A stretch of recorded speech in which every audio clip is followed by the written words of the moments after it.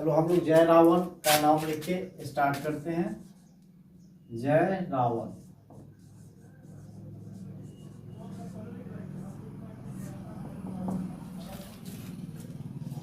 भाई हम लोग रावण के भक्त हैं। रावण का चलती था उल्टा में बड़का विद्वान था, जो मन चाहा वो किया।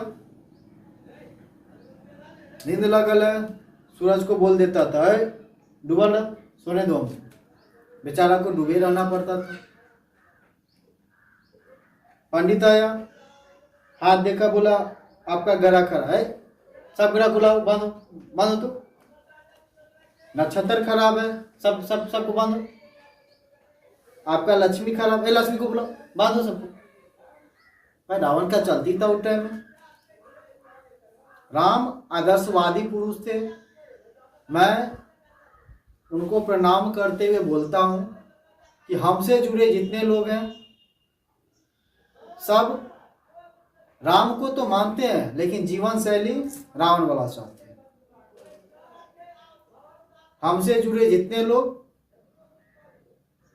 सब राम की पूजा करते हैं, परंतु जीवन शैली किसका चाहते हैं? रावण। चलो जय रावण का नाम लेके हम लोग आज का जो ये पहला लेक्चर है हम लोग स्टार्ट करते हैं। सिंपली आज हमने संख्याओं का वर्ग ऑरली निकालने के लिए आप लोग के सामने कुछ यूनिक ट्रिक्स लेके आए हैं, शायद आप लोग को इंटरेस्टिंग लगे। ये देखिए, संख्याओं का वर्ग जनरली हम लोग 1 से 25 तक हर किसी को याद रहता है। यहाँ मैंने 11 से 25 तक लिख दिया है। ये कोशिश कीजिए याद कर लेने की, ठीक। उसके बाद बाकी हम अन्य किसी भी नंबर का स्क्वायर, 2 डिजिट, 3 डिजिट, 4 डिजिट, जितना भी दे उसका स्क्वायर निकालते हैं। स्क्वायर का मतलब आप जानते होइएगा, किसी नंबर को अगर हम लोग 2 टाइम्स मल्टीप्लाई करते हैं, 2 बार मल्टीप्लाई करते हैं, तो उसी को हम बोलेंगे उसका वर्ग कर रहे हैं। जैसे यहाँ देखिए 11 का स्क्वायर मतलब 11 को 2 बार मल्टीप्लाई करना, 121, 12 स्क्वायर 144, 12 को 2 बार गुना करना, 12 गुना 12, ठीक। तो हमने इसको क्लासिफाई किया 2 पार्ट में, जब संख्या 50 के करीब हो, और दूसरा पार्ट है जब संख्या 100 के करीब हो। 2 पार्ट में पहले पढ़ लेते हैं, फिर क्या करेंगे, सबको जनरलाइज कर देंगे।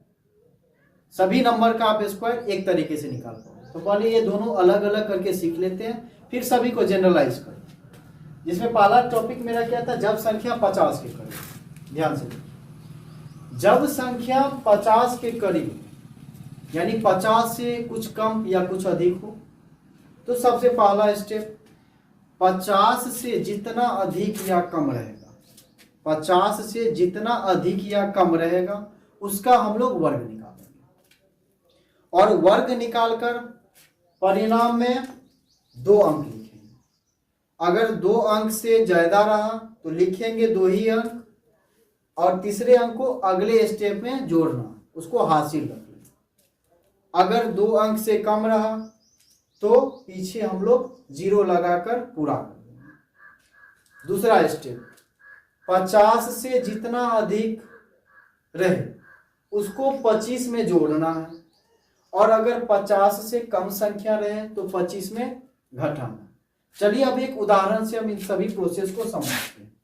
जैसे मान लीजिए हमको कह दिया 54 का स्क्वायर, ठीक, या नंबर 50 के करीब है, 50 से कितना अधिक है, 4 अधिक। तो स्टेप फर्स्ट में हम लोगों ने सीखा कि जितना अधिक या कम रहे उसका वर्ग करें। तो 4 का वर्ग 16। अब देखो तो यहाँ तो 2 अंक पहले ही से पूरा हुआ, इसलिए यहाँ ना ही 0 देना है ना ही हासिल लेना है। अब फिर हमने क्या बोला कि 50 से जितना अधिक रहे उसको 25 में जोड़ना है। अब देखो तो यह 4 अधिक है, तो 25 में 4 जोड़ दो, कितना हो गया, 29। यही हो गया आपका आंसर, यानी 54 का स्क्वायर कितना हो गया, 2916। चल एक उदाहरण लेते हैं। जैसे हमको बोल दिया 48 का स्क्वायर निकालना। ये हम नंबर ले रहे हैं 50 के जस्ट करीब आसपास, फिर बड़ा भी लेंगे। 48 50 से कितना है, 2 कम है। अब जब 2 कम है तो 2 का स्क्वायर कितना हो गया, 4। अब देखो तो यहाँ एक ही अंक पूरा, 1 अंक पूरेगा तो हमको तो पुराना अंक से 2 आए, इसलिए पीछे 0 लगा देंगे, 2 अंक पूर गया।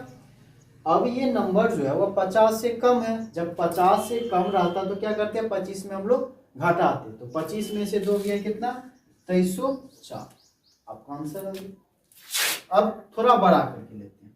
जैसे हमको बोल दिया 62 का स्क्वायर बोल दिया, तो 62 जो देखो यह 50 से कितना है, 50 से आपका 12 अधिक, तो जितना अधिक रहा उसका स्क्वायर करेंगे। तो 12 का स्क्वायर यहाँ पे लिख दिए हम, 12 का स्क्वायर 144 होता है, 144। लेकिन देखो तो यहाँ पे लिखना तो हमको 2 ही है, इसलिए तीसरा को हम क्या करेंगे, हाथ से ले लेंगे, एक हाथ से। अब ये 12 अधिक है, अधिक रहने पर 25 में जोड़ो, 25 में 12 गया, 25 में 12 जोड़ेंगे तो कितना, 25 12 37 और 1 38, 3844। यानी हमने यहाँ तीनों उदाहरण देख लिया, जब 2 अंक पूरा था तब, जब 2 अंक से कम था तब, और 2 अंक से अधिक था। इसी तरह से आप लोग अब प्रैक्टिस करेंगे। अब मौखिक हम लोग कुछ बनाते हैं। जैसे हमको कोई पूछ दिया 63 का स्क्वायर, तो 63 कितना अधिक है 50 से, 13 अधिक, 13 का स्क्वायर 169, लास्ट में 69, 1 कैरी बच गया, 13 अधिक था तो 25 13 38 और 1 39, यानी 3969 आंसर। हम लोग मौखिक कैलकुलेट कर सकते हैं। जैसे हमको कोई बोल दिया 44 का स्क्वायर, 44 44 का स्क्वायर, 44 कितना कम है, 6 कम है, 6 का स्क्वायर कितना हो गया 36, 36 लिख दिया लास्ट में।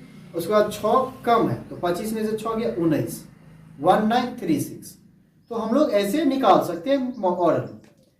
तो अभी हमने देखा जब नंबर 50 के करीब था उसका हम लोगों ने वर्ग निकालना का कुछ स्टेप्स सीखे। अब आप प्रैक्टिस कीजिएगा। अब देखते हैं जब नंबर 100 के करीब हो तब क्या करेंगे। तो जब 100 के करीब हो तो काम वही करना जो पहला स्टेप में हम लोगों ने कर रखा था। अंतर यही है, उसमें 50 से अधिक या कम देखते थे, यहाँ 100 से अधिक या कम देखेंगे। 100 से जितना अधिक या कम रहा उसका हम लोग पहले वर्ग करेंगे और परिणाम में अंत से 2 अंक लिखेंगे। 2 अंक से कम रहेगा तो 0 लगाएंगे और 2 अंक से अधिक रहा तो लिखना है 2 ही अंक। तीसरे अंक को हम लोग हाथ से लेके अगले स्टेप में जोड़ेंगे। ठीक, अब दूसरा स्टेप इसका इससे थोड़ा अंतर है। इसमें हम लोग 25 में जोड़ते या घटाते थे। यहाँ नंबरे में जो संख्या दिया है, जो संख्या का स्क्वायर निकालना, उसी में जोड़ेंगे या घटाएंगे। यानी अगर 100 से अधिक रहा तो उस नंबर में जोड़ेंगे, 100 से कम रहा तो उस नंबर में घटाएंगे। जैसे उदाहरण हमको कोई बोल दिया 108 का स्क्वायर, ठीक भाई, निकाल देंगे तुरंत।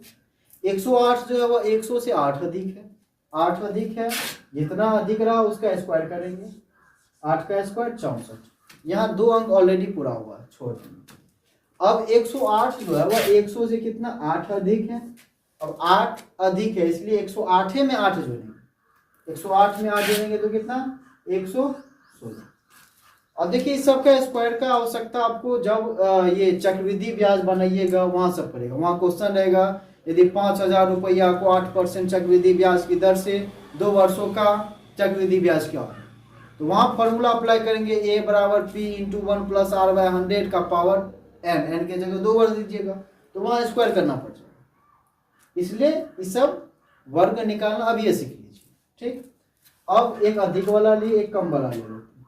जैसे हमको मान लो 86 बोल दिया, 86 का स्क्वायर। ठीक, अब देखो तो 86 जो है वह कम है 100 से, कितना कम है 14 कम है। 14 का स्क्वायर 196 वहां लिखा हुआ, 196 में 96 ही लिखना, 1 को कैरी रखना। अब देखो तो 14 कम था, 14 घटा दो, 86 में से 14 गया तो आपका 72 हो गया। 72 और 1 यानी 73 96। ठीक, अब कुछ हम लोग मौखिक बनाते हैं। जैसे हमको 102 का स्क्वायर बोलते, 102 का स्क्वायर 100 से 2 अधिक है, 2 का स्क्वायर आपका 4, एक ही अंक पूरा तो 0 लगा देंगे, 0 4। ठीक, लास्ट का 2 डिजिट पता चल गया 0 4। अब 102 जो है वह 100 से 2 अधिक है, इसलिए 102 में 2 जोड़ दो 104, 104 और लास्ट में 0 4। आपका आंसर हो गया 104 0 4 डिजिट आप लिख लीजिए। 105 का स्क्वायर हो गया, 5 का स्क्वायर 100 से 5 अधिक है, 5 का स्क्वायर 25, 105 में 5 जोड़ देंगे, 105 आया 5, 110 25 5। 96 का स्क्वायर 4 कम है, 4 का स्क्वायर 16 हो गया। ये कम था 96, 4 कम था इसलिए 4 घटा दो, 96 में से 4 गया 92, 92, यानी 92 16 आंसर। इस तरीके से हम लोग मौखिक कैलकुलेट कर सकते हैं। इससे हमारा जो कैलकुलेशन है वो थोड़ा स्पीड होगा। और कॉम्पिटिटिव भी यही कहती है, कंपटीशन भी इसी आधार पे होती है। उसको इससे कभी नहीं मतलब रहता है कि आपको कितना आता है, उसको बस इस बात से मतलब है कि आपको गिवन टाइम में कितना, वो जो समय दिया रहता है उसमें आप कितने प्रश्नों का जवाब दे पाते हो, कितने प्रश्नों का सही जवाब दे पाते हो, उसको बस इससे मतलब रहता है और उसी आधार पे आपका सिलेक्शन होता है।